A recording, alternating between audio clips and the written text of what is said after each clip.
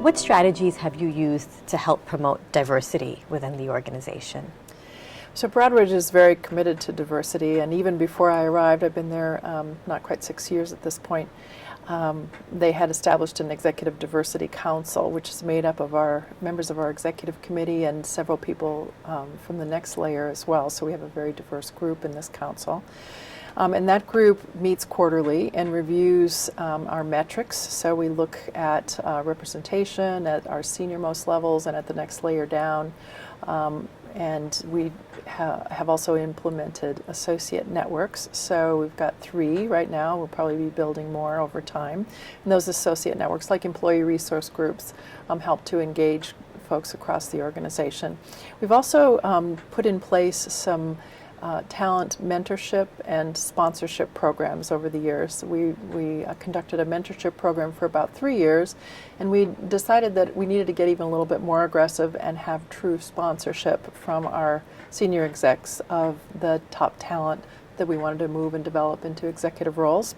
So this year we've started with a talent sponsorship program, which so far is going very well. So that's very exciting. Those are some of the key components of our diversity program. Can you tell us more about the talent sponsorship program? Sure. The talent sponsorship program in our first year has 33 folks in it. They're of the level right below our executive grade. So the idea is that the senior leaders had to each choose 2 to 4 folks within their organization that they believed were had the capacity to move into executive roles within 2 years. Those are the criteria. So they were high potential, could move up into the executive grade. And people that wanted to move, that's part of it as well. That's part of what makes them high potential, is that they want to grow.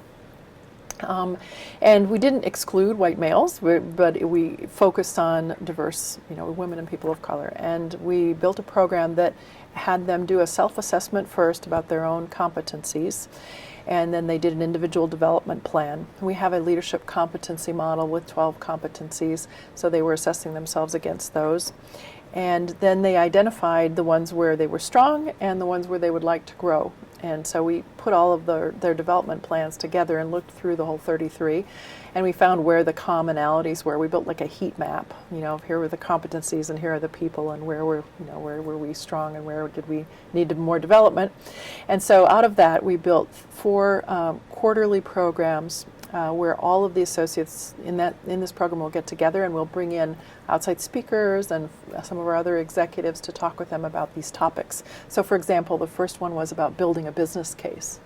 This falls under the leadership competency it has to do with business acumen, and they really wanted to know how to build a business case. So we brought in some people from our strategy team and our mergers and acquisitions team to talk with them about how we build business cases for the company. So that's just one little example. That's one part of the program.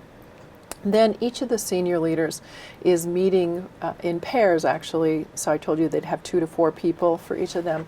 So 2 of those leaders would get together, and we have a little group of 8 or so, or 8 to 10 talent sponsorship folks, and they get together separately from the big meeting to talk about just things in their business unit or function that they might want to chat about. So it gives a little bit more of a chance for the senior leader to get to know the person on a personal level and understand them well enough to sponsor them for when opportunities might come up in the future.